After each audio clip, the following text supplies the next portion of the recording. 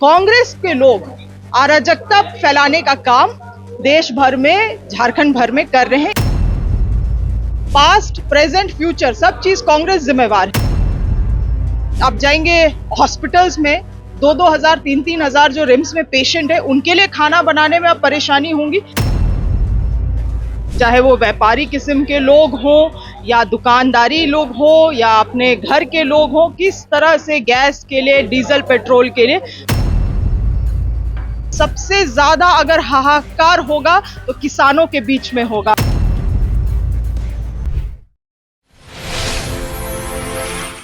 सुबह जिस तरह से आप रिक्शे पे बैठ के आई, इस चीज को लेकर अंदर क्या आप लोगों ने देखा होगा कि कल पार्लियामेंट में भी, संसद में भी किस तरह से पेट्रोलियम और एनर्जी मिनिस्टर जो हैं हरदीप पुरी जी ने पूरे देश को गुमराह करने का काम किया, ये कह के कि कोई भी हाहाकारी नहीं है, कोई भी किल्लत नहीं है।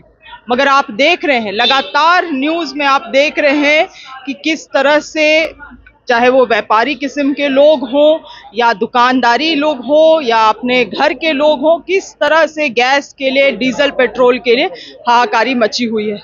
आज हाउस में बाबूलाल मरांडी जी, नेता प्रतिपक्ष, ने क्या कहा, उन्होंने भी वही किया जो हरदीप पुरी जी ने संसद में करने का काम किया, झारखंड के लोगों को गुमराह करने का काम किया। क्या कहा उन्होंने? बाबूलाल मरांडी जी ने यह कहा कि कांग्रेस के लोग अराजकता फैलाने का काम देश भर में, झारखंड भर में कर रहे हैं। इस तरह से आज स्थिति इतनी खराब है, ये आप देखेंगे लोग जो लाइन में खड़े हैं, अफरा तफरी मची हुई है तेल के लिए, पेट्रोलियम के लिए, गैस के लिए, और आने वाले दिन में स्थिति और बदलने वाली है। स्कूल में माध्यमिक भोजन नहीं बन पा रहा है। आप जाएंगे हॉस्पिटल्स में 2-2 हजार 3-3 हजार जो रिम्स में पेशेंट है, उनके लिए खाना बनाने में अब परेशानी होंगी। इतनी ज्यादा किल्लतें हैं और ये कह रहे हैं कि कांग्रेस इसके लिए जिम्मेवार है। मतलब पास्ट, प्रेजेंट, फ्यूचर सब चीज कांग्रेस जिम्मेवार है।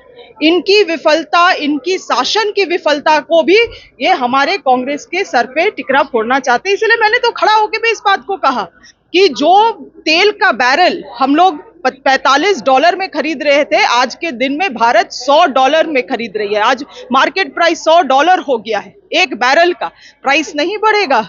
आपको मैं बताना चाहती हूँ, सबसे ज्यादा अगर हाहाकार होगा तो किसानों के बीच में होगा। क्यों? आने वाले समय में यूरिया के जो जितने फर्म्स हैं अपने ऑपरेशंस को अब बंद कर रहे हैं। एलएनजी भी बंद हो रही है, जिसके कारण से ऑपरेशंस वहां बंद हो रहे हैं। साथ ही साथ आप देखेंगे ट्रैक्टर में जो पंप सेट्स होती हैं जिनसे पटवन की जाती हैं, सभी डीजल ऑपरेटेड होती है। सबसे अधिक मारी किसानों के बीच में इसका असर पड़ने वाला है। स्टॉक मार्केट तो ऐसे ही फेलियर में चला गया है। पिछले 4 दिन में 2900 पॉइंट्स नीचे चली गई है सेंसेक्स। 10 लाख करोड़ रुपए का घाटा हुआ है व्यापारियों को, और ये कहते हैं कि कांग्रेस के लोग अराजकता फैला रहे हैं। अराजकता का माहौल तो इन्होंने पूरे देश में बना के रखा हुआ है। और अगर अभी लोग नहीं संभले, इन चीजों को नहीं समझे, जब ये कठिनाई में पड़ते हैं, तब तक जब इनकी राजनीति कठिनाई में पड़ती है, तब तक इनको भगवान राम का याद आता है।